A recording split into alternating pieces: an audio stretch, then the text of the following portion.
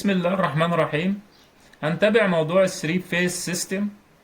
في الفيديو ده هنشرح بإذن الله الواي واي سيستم اناليسيز، تحليل نظام الواي واي كونكشن. أول حاجة هنعرفها الأول كيف نقدر نمثل النظام على هيئة واي واي كونكشن. نمثل يعني نرسم، تمام، أو نوصل. هنروح على أول حاجة السورس، عايز أوصله واي كونكشن. عرفنا في المحاضرة السابقة ازاي امثل السورس بالواي. قلنا اللي هو ايه، 3 سورسز، ولو امثل لهم على شكل الواي بيكون بالطريقة دي. كأن دي واي. في المحاضرة دي هرسمها لك هي نفس الرسمة بس بطريقة مختلفة.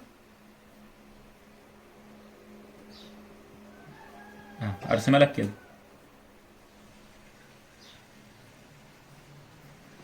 هي دي واي كونكشن ودي واي كونكشن، بس دي بخطوط مايلة، ده بخطوط مستقيمة، والرمز بتاعها كده. ليه؟ عشان اسهل في عملية التحليل الكهربي. تمام؟ في عملية الاناليسيس تبقى ايه، سهلة وانا بتعامل معاها. دي اول حاجة. هنروح على السورس اللي عايز اوصله على هيئة واي كونكشن. عندي 3 سورسز. اول سورس طبعا كل سورس من ال 3 فولتج سورس هيكون له internal impedance.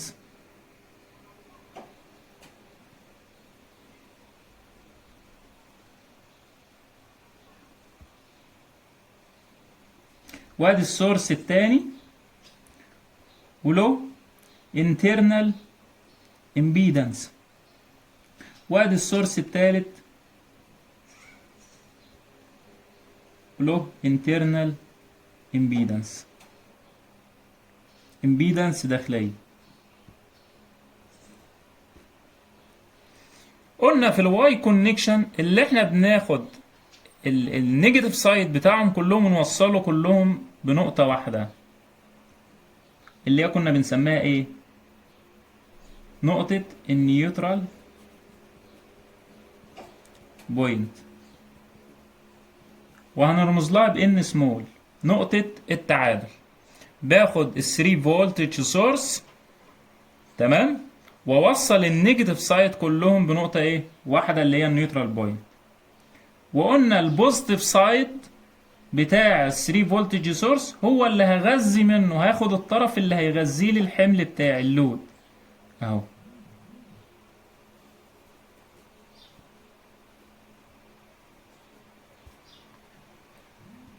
هسمي ده النقطة هسميها A برايم، والنقطة دي هسميها B برايم، وهسمي النقطة دي C برايم.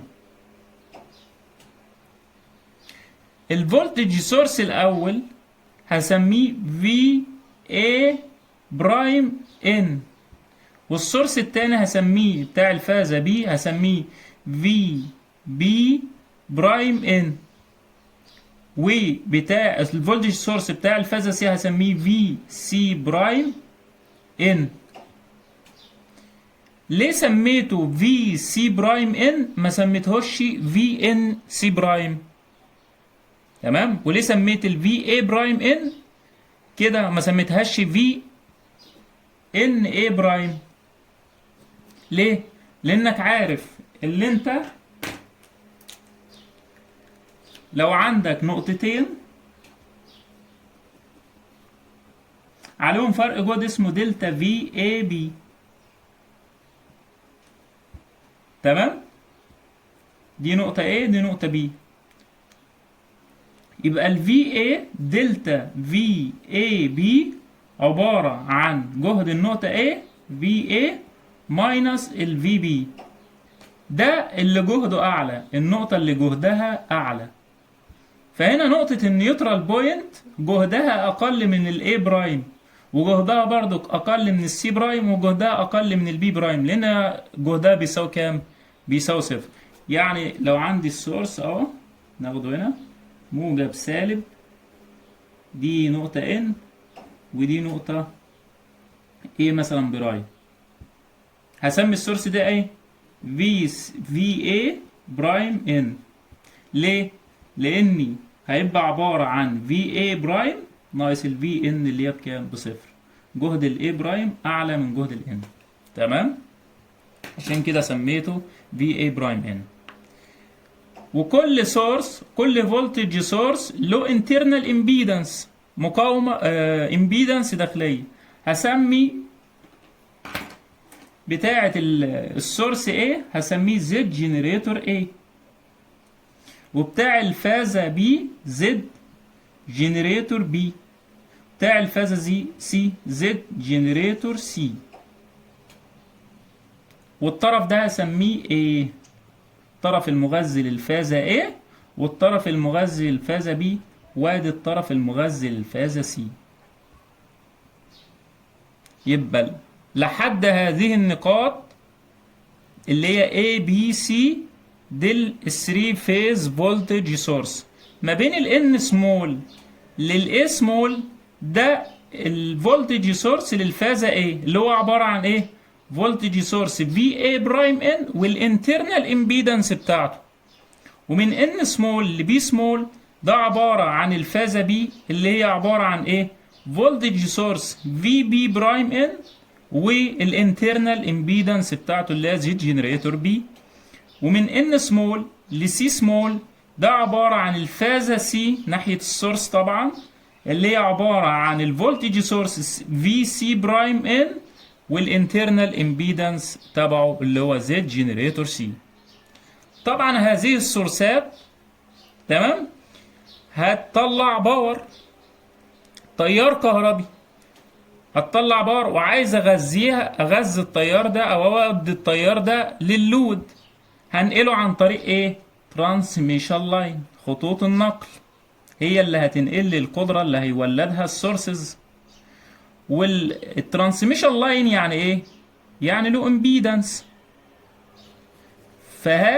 فده الترانسميشن لاين للفازه ايه دي اللي هينقل لي التيار بتاعه السورس A.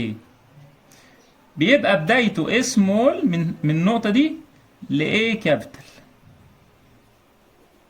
وده الامبيدنس بتاع الترانسميشن لاين الأول اللي احنا بنسميها ايه؟ Z1A. وادي الترانسميشن لاين التاني اللي هينقل لي التيار اللي بتاع السورس الفازة B. قلنا ان هو عبارة عن امبيدنس، الامبيدنس بتاعته هنسميها Z1B، بدايته B سمول ونهايته B كابيتال. والسورس بتاع الفازة C هيولد لي قدرة عايز هنقلها عن طريق ترانسميشن لاين اللي هو له امبيدنس، وهسميها Z1C، وبدايته C سمول نهايته C كابيتال. نروح للسايد بتاع اللود اللي عندي تمام، وعايز اوصله بالواي كونكشن. سهلة، ادي الامبيدنس بتاع الفازة A وادي الامبيدنس بتاع الفازة B وادي الامبيدنس بتاع الفازة C، ورسمتهم برضك بخطوط مستقيمة عشان اسهل عملية الايه؟ التحليل الكهربي. دي اسمها ZA، دي اسمها ZB الامبيدنس بتاعت الفازة B، ودي ZC الامبيدنس بتاع الفازة C. ناقص حاجة ما رسمتهاش على الرسم اللي هو ايه؟ خط النيوترال لاين. في اول محاضرة خالص شرحنا ان الثري فيز سيستم ده عبارة عن 3 فيز فولتج سورس اهو، و3 فيز لود اللي هم دول، واربعة وايرز اللي هم الثري فيزز اللي معاها، وكان خط الرابع اللي هو الايه، النيوترال لاين. طب النيوترال لاين ده بوصله من اللي فين، من الان سمول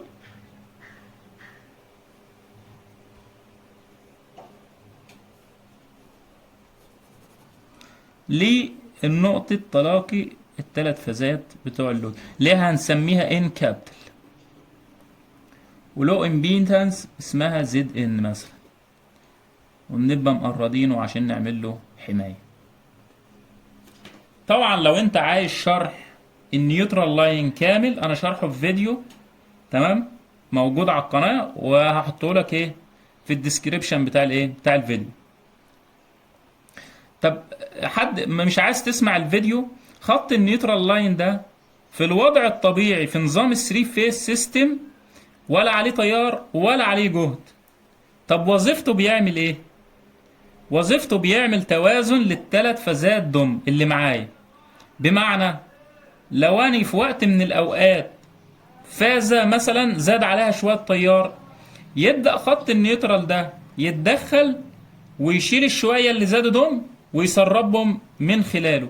هو ده اللي بيعمله السريف، ده اللي بيعمله النيوترال لاين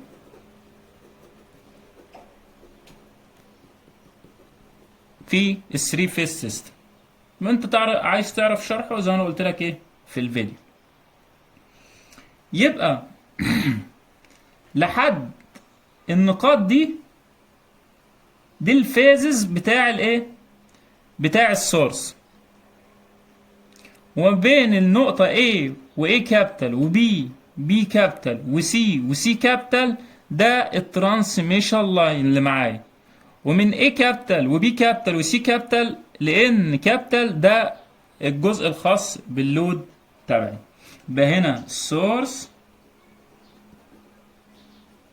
هنا ترانسميشن لاين، وهنا اللود.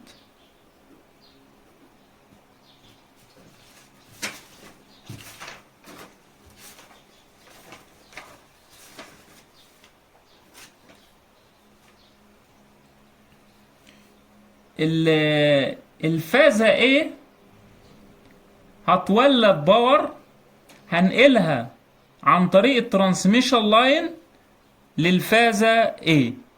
باور يعني تيار كهربي. ادي التيار الكهربي بتاع السورس الاول اللي هو هنسميه ايه بقى، اي اي اي. كذلك الفازة التانية هتولد باور عايز انقلها لللود بي، هتولد تيار اللي هو اسمه ايه، هتغذلي بتيار اسمه اي بي بي. وكذلك السورس برضك التالت هيولد لي باور عايز انقلها عن طريق الترانسميشن لاين، يلا التيار هيغذلي بتيار اللود هنسميه اي سي سي. وقلنا ان النيوترال لاين ده تياره بصفر والجهد بتاعه بصفر، ده في الوضع الطبيعي. اما نيجي نعمل تحليل لهذا النظام اللي هو الواي واي كونكشن هنتعامل معاه ان هو في الوضع الطبيعي اللي احنا بنحلل بالانسد 3 فيز سيستم. بالانس 3 فيز سيستم يعني النيوترال لاين هتغاضى عنه اكنه ملوش اي وجود. تمام، يبقى هاد السورس وده السايد بتاع الترانسميشن لاين وده اللود. انسى اللي انت بتتعامل مع 3 فيز سيستم واعتبر ان اللي قدامك دي دايره، اي دايره كهربيه لو هتحللها. تمام، لو قلت لك احسب لي التيارات دي مثلا هتستخدم انهي طريقه؟ في كيرشوف فولتج لو عشان احلل اي دايره، في عندي طرق، عده طرق، كيرشوف فولتج لو، كيرشوف كارنت لو، النودز، المش، السوبر مش، السوبر نود. طب هتختار انهي طريقه؟ لو بصينا للسيركت اللي معايا دي هلاقي اللي عندي التو اسينشال نود. اسينشال نود يعني ايه؟ نقطه تلاقي اكتر من عنصرين في الدايره. طب دي essential node عبارة عن ايه؟ تلاقي اكتر من عنصر. ادي عنصر 3 ال 3 فولتج سورس اهو، وخط النيوترال لاين، يبقى دي essential node. وعندي essential node عند الحمل اللي هي ان كابيتال، يبقى عندي 2 essential node. 2 نود اللي هي ان سمول وايه وان كابيتال. فاكر في النود كنا بنعمل ايه؟ اول حاجه في تحليل الواي واي كونكشن، تمام، هحسب حاجه اسمها الزد فيز ايه، مجموع الامبيدانسز بتاعه الفازه ايه. هي الفازه ايه اللي هي بتبدا من النقطه ان سمول لان كابيتال، في كام امبيدانس؟ اول امبيدانس معايا اللي هي الانترنال امبيدانس بتاع الفولتج سورس اللي هو زد جنريتور ايه، وادي الامبيدانس بتاع الترانسميشن لاين اللي هو زد واحد ايه، وادي الامبيدانس بتاع اللود معايا اللي هو زد ايه. ولو احسب مجموع الامبيدانسز للفازة بي اللي هي بتبدأ من ان سمول لان كابيتال، عبارة عن ايه؟ الانترنال امبيدانس بتاع الجنريتور بي، السورس بي اللي هو زد جنريتور بي، زائد الامبيدانس بتاع الترانسميشن لاين امبيدانس زد واحد بي، والفيز بتاعتي اللي هي بتاع اللود زد بي، ومجموع الامبيدانسز للفازة سي عبارة عن الانترنال امبيدانس للسورس سي اللي هو زد جنريتور سي، زائد الامبيدانس بتاع الترانسميشن لاين بتاعي اللي هو زد واحد سي، زائد الفيز لود بتاعتي اللي هو زد سي.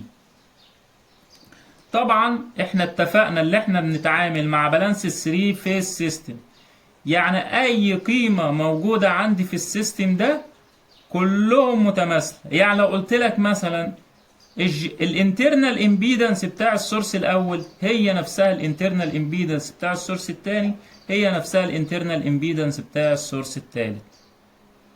لو قلت لك الامبيدنس بتاع اي ترانسميشن لاين هو نفسه يعني مثلا الانترنال الامبيدنس بتاع الترانسميشن لاين الاول هي نفسها الامبيدنس بتاع الترانسميشن لاين الثاني، هي نفسها بتاع الترانسميشن لاين ايه الثالث. وكذلك اللود الزد A بتساوي الزد B بتساوي الزد C. يعني اطلع من هنا بايه بقى؟ ان مجموع الامبيدانسز لاي فازه بتساوي بعض. زد فاز A بتساوي زد فاز B بتساوي زد فاز C. مجموع الامبيدانسز لاي فازه بيساوي بعض، ممكن اسميها زد فاز على طول. فمجموع الامبيدانسز لاي فاز، تمام، وديت بتساوي المجموع ده او بتساوي ده او بتساوي ده كمان. يعني لو قلت لك الزد فاز ممكن تساوي ايه؟ ممكن تساوي إيه؟ زد جنريتور ايه زائد زد واحد ايه زائد زد ايه، او تساوي دي برضك او تساوي دي، تمام. ده بالنسبه للامبيدنس. لو هحلل الدايره، لو قلت لك بقى احسب لي التيار الكهربي اللي بيمشي في البرانش ده، هتقول لي انسب طريقه اتعامل مع ايه؟ بالنود. ليه؟ لان انا عندي تو اسينشال نود اللي هي ان سمول وان كابيتال. لو عايز احسب التيار على اي برانش هقول كالتالي. يعني مثلا الاي اي اي بيساوي جهد الفي اي، ادي النقطه في اي برايم ان ماينس الفي ان اللي احنا اعتبرناها الريفرنس نود اللي هي جهدها بصفر، مش لازم انا اكتبها، على مجموع الامبيدانسز بتاعه الفرع اللي هي ايه؟ زد فيز اللي هي الانترنال امبيدانس، تمام. طب الاي بي بي بتاع الفرع ده اهو الجهد ده اللي هو في بي برايم ان على الزد فاز بي. والفرع ده الاي سي سي لو عايز احسبه يبقى الفي سي برايم ان على مجموع الامبيدنسز بتاعت الايه الفرع اللي هو الزد فاز سي.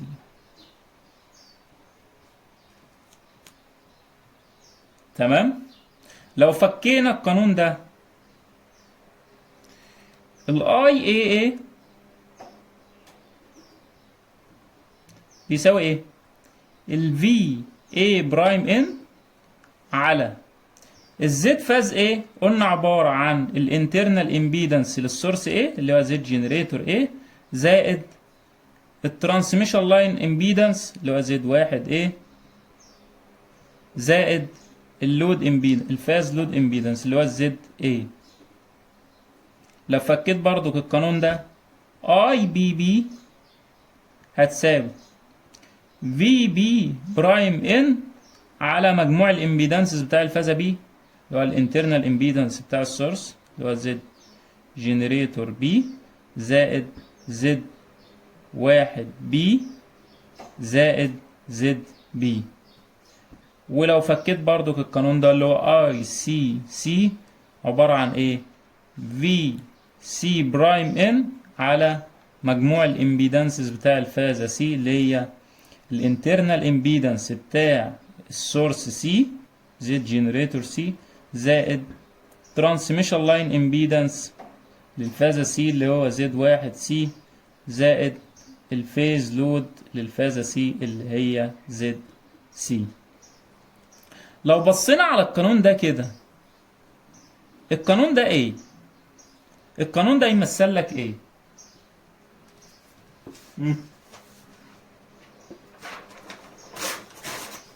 مش القانون ده يمثل لي اكنه عبارة عن دايرة فيها فولتج سورس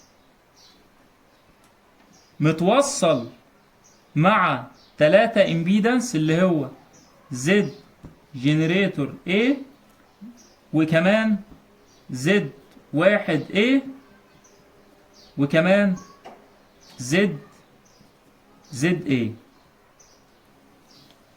وبيمشي فيها تيار IAA. لو حبيت احسب ودي السورس ده اسمه ايه؟ VA برايم ان. حتى لو حبيت احسب التيار IAA هيطلع VA برايم ان على مجموع الامبيدنس اللي هو زد جي A زائد زد واحد A زائد زد A.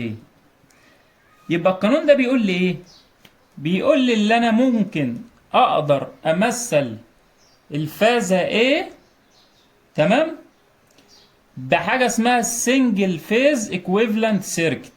اعمل للفازة A لوحدها ايكويفالنت سيركت خاصة بيها اسمها سنجل فيز ايكويفالنت سيركت.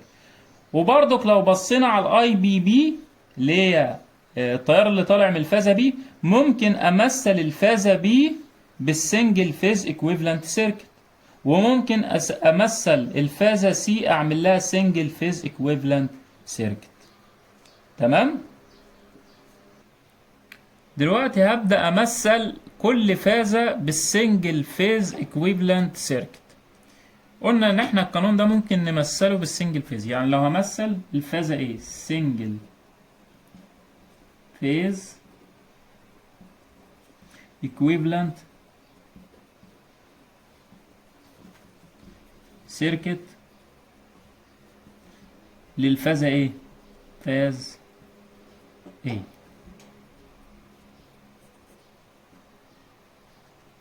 فازة ايه عبارة عن ايه؟ عبارة عن فولتج سورس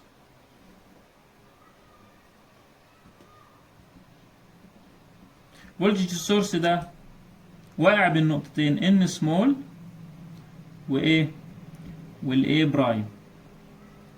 تعال بص في الرسمة واقع بين الان سمول والاي برايم ادي الفي اي ان. تمام. ولو internal impedance سميناها ايه؟ Z generator A. وهيطلع لي تيار سميناها IAA، هيطلع لي باور عايز اغذيها لللود، هغذيها عن طريق ترانسميشن لاين لو امبيدنس ايه؟ Z 1A. وادي اللود. طبعا النقطة دي سميناها ايه؟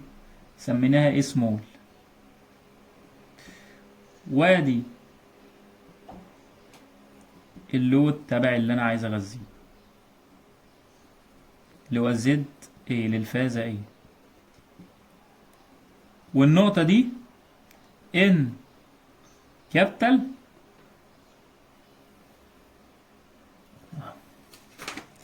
بقى الزد ايه واقعة، اللي هي اللود بتاع الفازة ايه واقع بين ان كابيتال وايه كابيتال، يعني النقطة دي اسمها ايه؟ ايه كابيتال. والترانسميشن لاين واقع بين ايه كابيتال وايه سمول اهو. يبقى دي اسمها ايه ودي اسمها ايه بقى؟ في السورس في اي برايم ان للفازة ايه. دي كده اسمها السنجل فيز ايكويفالنت سيركت للفازة ايه. لو حبيت تحسب التيار في الدايرة دي تمام اللي هو الاي اي هيطلع لك القيمة دي. يبقى احنا مثلنا التيار ده او المعادلة دي بالسنجل فيز ايكويفالنت سيركت. طبعا الفازة بي نفس الكلام. لو همثل الفازة بي بالسنجل فيز موجب سالب وقع بين ايه بقى؟ ان سمول وبي برايم، ولها internal impedance سميناها Z generator B، وهتولد طاقة أو باور قدرة عايز أنقلها عن طريق خطوط النقل اللي هي إيه؟ لها impedance هنسميها Z1B. وادي اللود اللي عندي اللي عايز أغذيه بتاع الفازة B هنسميه ZB، واقع بين ال N كابيتال والايه والبي كابيتال. والنقطة دي سميناها ايه؟ ايه سمول. والفولتج سورس في بتاع الفازة بي في برايم ايه؟ ان. لو عايز احسب ده كده سنجل فيز، دي كده اسمها سنجل فيز equivalent سيركت فاز بي. معلش دي اسمها بي، النقطة دي اسمها بي سمول. لو انا عايز احسب التيار للفازة بي تمام اللي هو سميناه اي بي بي،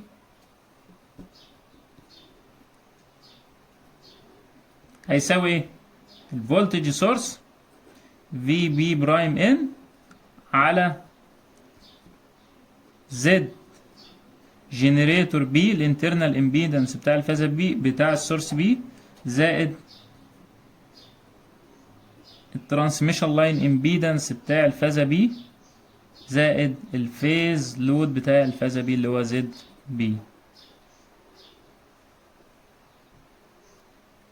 والسي سي عبارة عن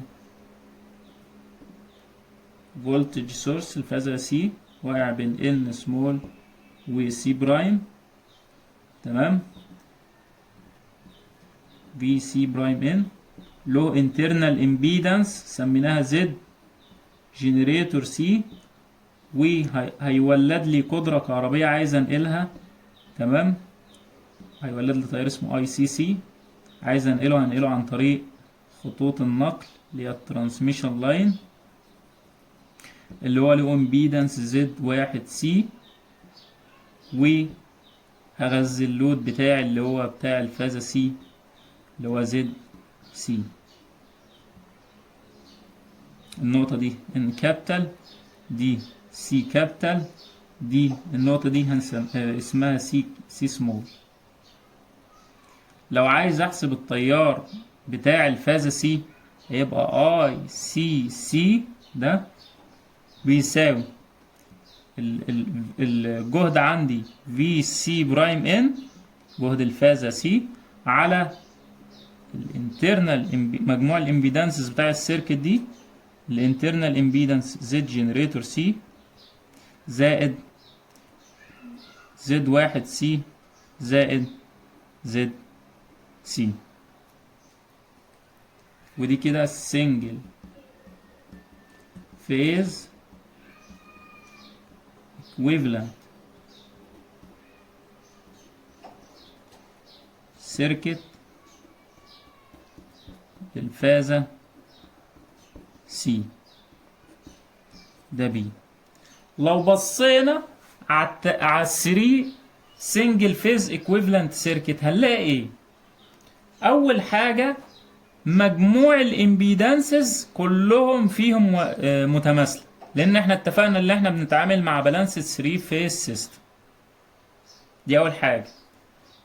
مقدار الجهد، الماجنتيود بتاع الجهد او التيار للتلاتة فيز دول برضك بواحد. يعني المقدار بتاع التيار هنا هو نفسه المقدار هنا، هو نفسه المقدار هنا. مقدار الجهد هنا هو نفسه مقدار الجهد هنا، هو مقدار الجهد هنا.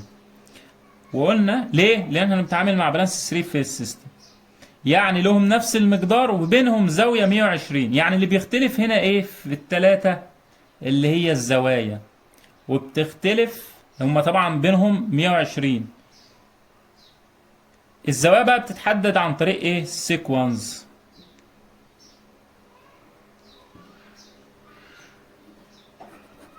خد بالك من السيكونس بقى. دلوقتي بدأ ايه؟ شغل الزوايا. تمام؟ يبقى التلاتة سنجل فيز متماثلين في كل حاجة. تمام؟ وبين التيارات والجهود لهم نفس المقدار وبينهم زاوية 120. بس الايه لاج البي ولا ليد الايه، ده بقى اللي بتقول لك السيكونس. هنقف عند اللود شوية. تمام؟ ونعرف بعض الحاجات عنه، بعض التفاصيل. اللود اللي معايا اهو،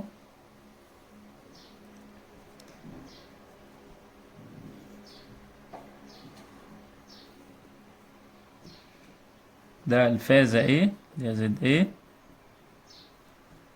بين الاي كابيتال والان كابيتال. وادي الفازة بي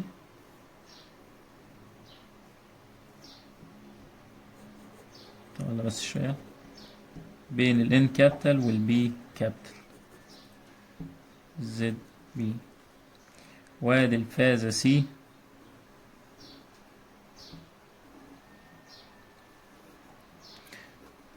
زد سي بين الان كابيتال والاي والسي كابيتال.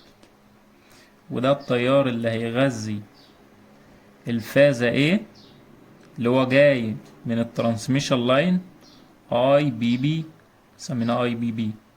وادي التيار اللي هيغذي الفازة بي اللي هو جاي من الترانسميشن لاين اللي هو اي بي بي، سوري ده اي اي اي.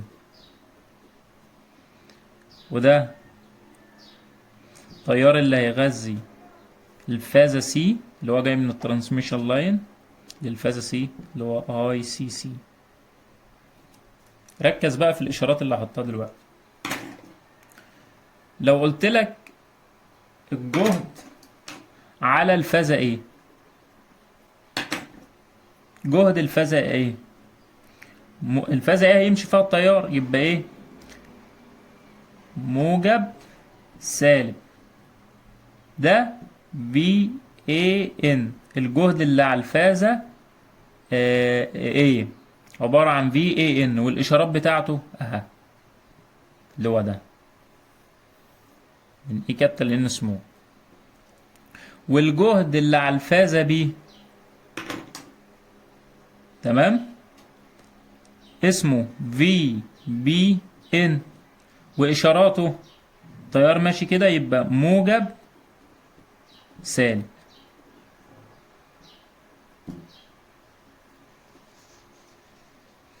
والجهد اللي على الفاز سي اللي هو اسمه في سي ان، تيار هيمشي في الفازة سي هيعمل عليها جهد، اشارته ازاي؟ يمشي من الجهد الاعلى اللي هو بوزيتيف، وادي النيجاتيف. هو من السي كابيتال لان كابيتال ده الجهد بتاع الفازة ايه؟ فازة سي. تمام. وفي حاجة تانية اللي هي ايه؟ الجهد بتاع الترانسميشن لاين. بين كل لاين والتاني جهد، يعني بين اللاين ده واللاين التاني جهد اسمه ايه بقى؟ في اي بي، اللاين فولتج بين الفازة الأولى والفازة التانية. طب الإشارات بتاعته موجب سالب، لأن الإيه هي اللي جهدها إيه؟ أعلى. في بين اللاين بتاع الفازة بي واللاين بتاع الفازة سي جهد اسمه إيه؟ في بي سي. طب إشارته البي جهدها أعلى، يبقى موجب سالب. بين الفازة سي والفازة ايه، تمام، اللاين فولتج بين الفازة سي والفازة ايه عبارة عن ايه؟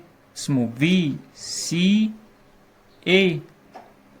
السي هي اللي اعلى، يبقى موجب سالب.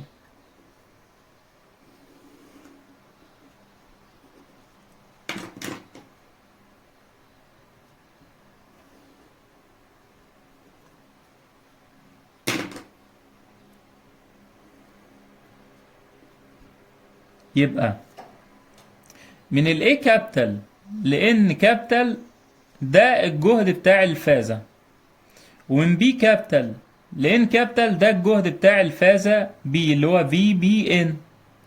تمام. ومن السي كابيتال لان كابيتال ده الجهد بتاع الفازة سي اللي هو بي سي ان. تمام. واول حرف بننطقه يبقى هو الاشارة بتاعته هو اللي موجب. وبين كل ترانسميشن تو ترانسميشن لاين جهد اللي هو اللاين فولت. يعني بين اللاين الاول واللاين الثاني بتاع الفازة الاولى والفازة الثانية جهد اسمه في اي بي. نطقنا الايه الاول يبقى جهدها هو اللي اعلى. وبين اللاين بي واللاين سي جهد اسمه في بي سي، البي اعلى من السي. وبين السي والاي اللاين سي واللاين اي جهد اللي هو لاين فولت اسمه في سي اي. تمام. لو بصينا على اول حاجه شرحناها، تابع كده التيار اللي هو اي اي اي.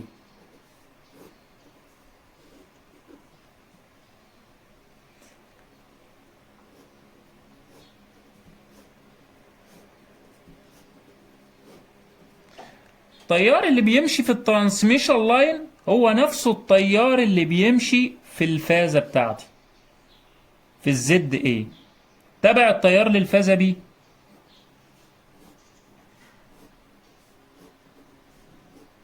التيار اللي مشي في الترانسميشن لاين هو نفسه التيار اللي مشي في الامبيدنس بتاعة الفازة.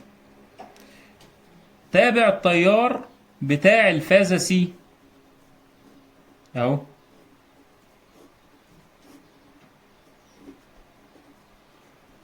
يبقى التيار اللي مشي في الترانسميشن لاين بتاع الفازة سي هو نفسه التيار اللي بيمشي في الفازة في اللود في الفازة بتاعتي اللي هو الفازة سي، اللود بتاعي. يبقى استنتج من هنا بايه؟ ان في الواي واي سيستم اللاين كارنت او الترانسميشن لاين كارنت هو نفسه اللي هيمشي في الفيز بتاعتي. يبقى في الواي واي كونكشن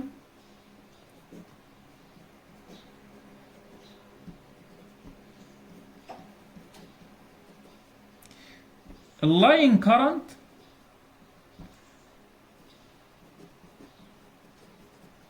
هو نفسه اللي هيمر في الفيز في الفيز. عبارة عن فيز كرنت. يعني الفيز كرنت، يعني التيار اللي هيمشي في الفازة هو نفسه اللي بيمشي في الايه، في الترانسميشن لاين.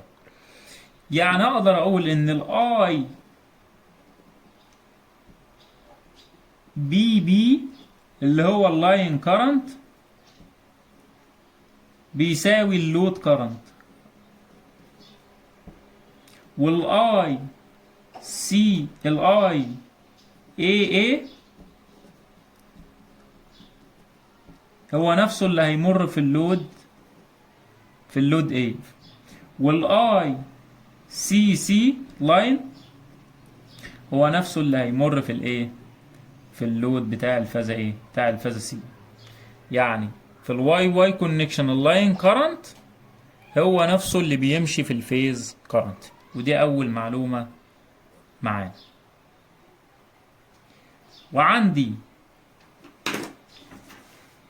الفي اي بي والفي بي سي والفي سي اي، دي اسمها الايه، اللاين فولتج ناحية اللود. والفي اي ان والفي بي ان والفي سي ان دي اسمها الايه، الفيز، الجهود اللي على الايه، على الفيز، فيز فولتج. تمام. انا دلوقتي هشوف علاقة اللاين فولت بالفيز فولت. تمام. تخيل معايا، مش دي دايرة عبارة عن دايرة مقفولة، دايرة مغلقة، لوس سيركت. لو قلت لك طبق لي كيرشوف فولتج لو، تمام، للمسار المغلق اللي هو A N B، A N B ده مسار مغلق اهو. طبق ماينس في اي بي مشي بلس في اي ان،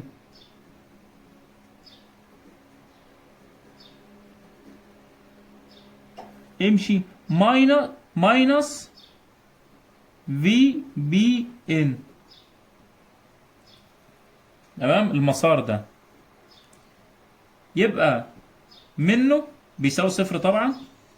منه هقول ان ال في اي ان ماينس ال في بي ان بتساوي ايه، ال في اي بي. يبقى اللاين فولتج بين الفازة A والفازة B عبارة عن ايه، الفيز فولت للفازة A ماينس الفيز فولت للفازة B. وكذلك بقى اللي هو ايه، ال في بي سي عبارة عن ايه، في بي ان. لو طبقت كيرشوف فولتج لو في المسار ده اهو، اشارة ماينس، هتطلع ايه في الاخر، في بي ان ماينس الفي سي ان. ولو طبقت كيرشوف فولتج لو على المسار ده هيطلع ان الفي سي اي عبارة عن في سي ان ماينس الفي اي ان. تمام. تخيل معايا بقى اللي انت بيبقى مديك حاجة في السيستم ده اسمها السيكونس. احنا اتفقنا ان السيكونس دي A B C او A C B. تمام. لو A B C مثلا وقلت لك جهد الفازات هيكون كالتالي، V A N V بي ان في سي ان. الفي اي ان بكام؟ خدتها ريفرنس مثلا بفي فيز وزاويه كام؟ صفر. يبقى الفي بي ان على طول في فيز نفس المقدار وبينهم زاويه ماينس 120 عشان في البوزيتيف سايكل الفاز بي لاجي الاي ب 120 درجه. والفي سي ان الجهد اللي على الفازه سي في فيز نفس المقدار وبينهم زاويه 120 درجه. يلا خد عوض بقى في القانون ده. يبقى في اي ان عباره عن ايه؟ في فيز وزاويه صفر ماينس الفي بي ان الجهد بتاع الفي بي ان اللي هو في فيز ماينس 120 درجة بتساوي الفي اي بي.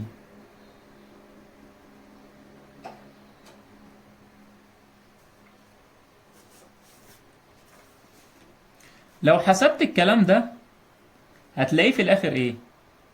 ان الفي اي بي بتساوي جذر التلاتة في الفي فيز، تمام، وزاوية 30 درجة فولت. ايه بقى الكلام ده؟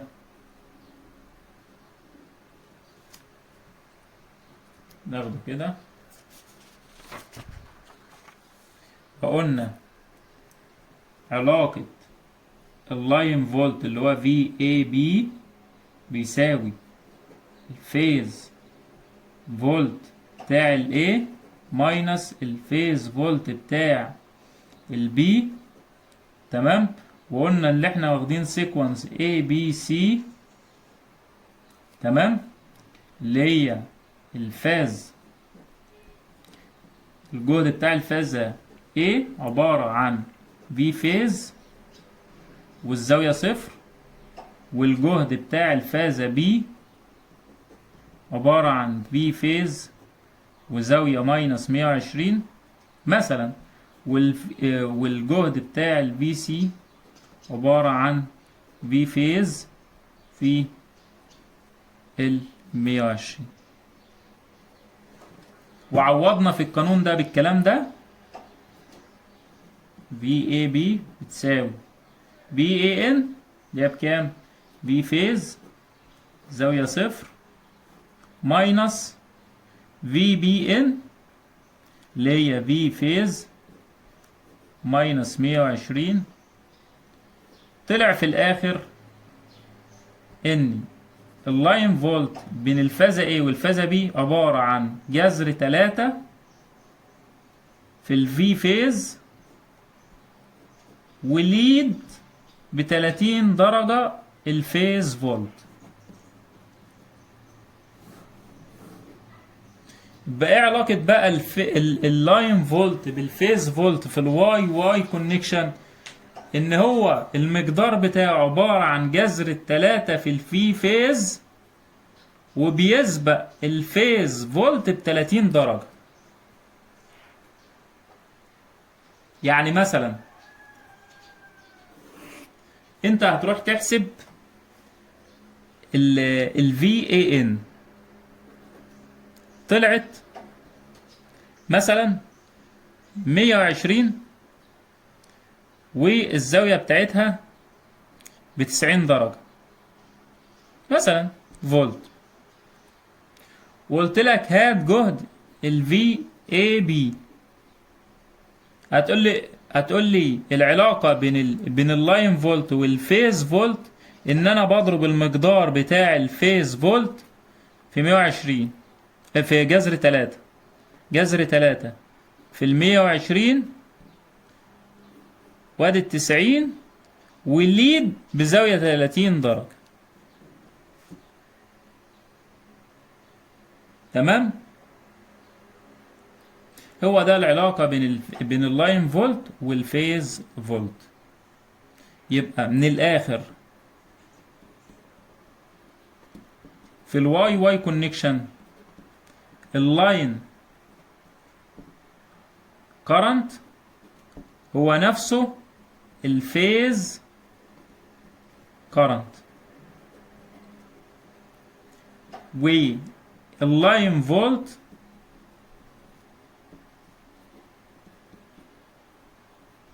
الجهد اللي ما بين الترانسميشن لاين لا يساوي الجهد اللي على الفيز فولت.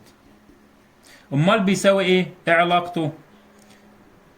علاقته ان الفي لاين، تمام، اللي هو في اي بي مثلا، الجهد اللي ما بين اللاين A واللاين B عبارة عن جذر التلاتة في الفي فيز، وبيسبق الفي فيز ب30 درجة. يعني لو جهد الفازة ده زاويته 90 هتزود عليه 30 عشان اللاين فولت بيسبق الايه الفيز فولت بكام؟ بزاوية 30 درجة. 30 درجة لو انا بتكلم، انا شرحت على الاي بي سي سيكونس، بتكلم القانون ده على السيكونس اللي هي اي بي سي. طب لو اي سي بي يبقى اللاين فولتج علاقته بالفيز فولت اللي هو هيتضرب في جذر 3 برضك هو نفسه في الفي فيز، بس لاج ب 30 درجة. يعني لو الفي فيز ده زاويتها 90 هطرح منها 30 لو انا بتكلم في الاي سي بي سيكونس اللي هو النيجاتيف سيكونس. هو ده ملخص الواي واي كونكشن. يبقى من الاخر بقى عشان تحل اي مسألة، تمام، سيبك شوية من الشرح. عشان تحل اي مسألة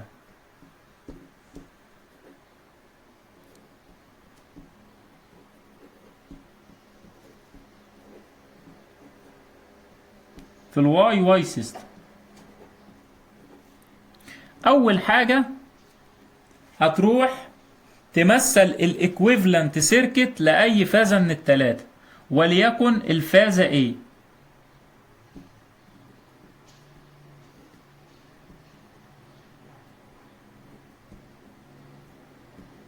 A برايم في A برايم N، والانترنال امبيدنس ها، وادي الاي سمول، وادي الترانسميشن لاين، وادي الفازة اللي انا عايز اغذيها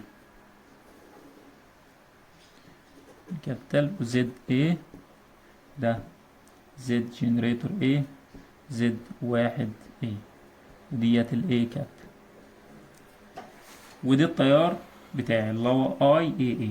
من الاخر يعني هتروح اسهل ما يمكن تحليل الدايره واي واي، تمام، او الثري فيس سيستم عامه سهل. ليه؟ انا هروح اجيب الاي اي اي،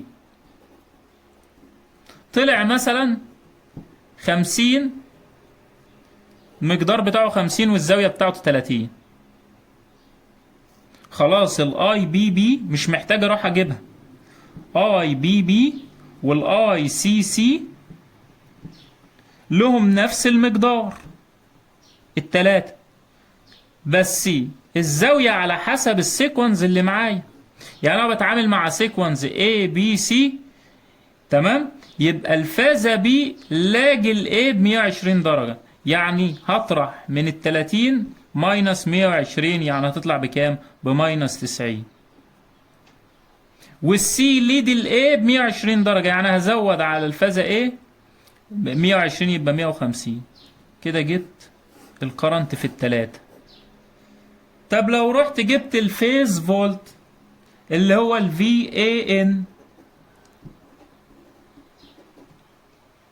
لقيته مثلا طلع 100، المقدار بتاعه 100 والزاوية بتاعته مثلا 10. خلاص مش محتاج تروح تجيب للفازة B الفيز فولت للفازة B والفازة C، VAN VBN VCN لهم نفس المقدار، وهو هيبقى قايل لك السيكونس مثلا A B C اللي هو بوزيتيف سيكونس. خلاص الفازة B لاج ال A ب 120 درجة، يعني هطرح من زاوية ال A سالب 120 او هضيف عليها 120 درجة، هيطلع بكام؟ ب 110. والفاز سي ليد الاي بيسبق الاي ب 120 درجة، يعني هجمع على الفازة اي 120 هتطلع بكام؟ ب 130 فولت عادي. هو خدتش دقيقة ثانيتين.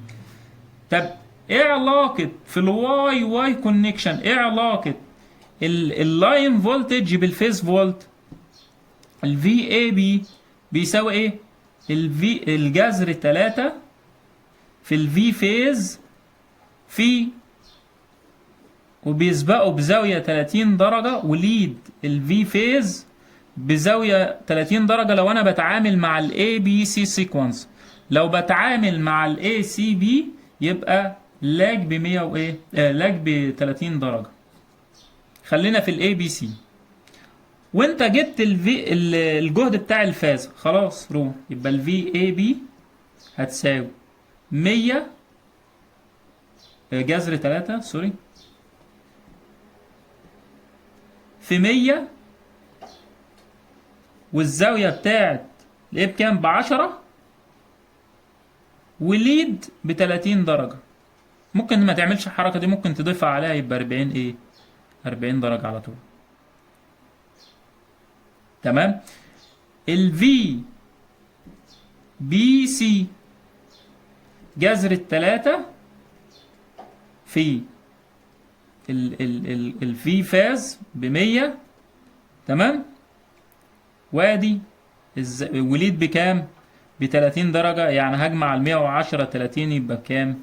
140 ايه؟ 140 درجة.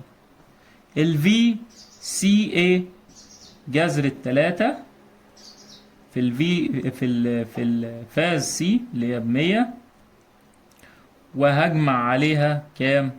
30 درجة يبقى بكام؟ ب160. ولا أي حاجة. يبقى علشان أحلل أي مسألة في الواي واي سيستم همثل الإيكويفالنت سيركت لإحدى الفازات الثلاثة، وأعرف أنا بتعامل مع سيكونس إيه، بيبقى مديهالك إيه؟ معلومة. تمام؟ وتبدأ لو جبت تيار الفازة الأولى مش محتاج تجيب تيار الفازة الثانية. تمام؟ ليه؟ لأن في الاي بي سي سيكونس طبعا بتعامل مع بالانس 3 فيز، يعني لهم نفس المقدار وبينهم زاوية 120 درجة. تمام؟ اللي بيحدد الزاوية السيكونس زي ما انت شفت كده. وفي الواي واي كونكشن اللاين فولتج هو الفيز اللاين كارنت هو نفسه الفيز كارنت، بس اللاين فولتج مش هو الفيز فولتج. تمام. بنضرب المقدار بتاعه في جذر 3 وبيبقى ليد بزاوية 30 درجة. تمام. لو انا بتكلم في الاي بي سي سيكونس، لو الاي سي بي سيكونس يبقى ماينس 30، يبقى لاج بكام؟ ب 30 درجة. يبقى كده خلصنا تحليل الواي واي سيستم. تمام. لو عجبك الفيديو او استفدت منه ما تنساش تدي لايك وتعمل اشتراك.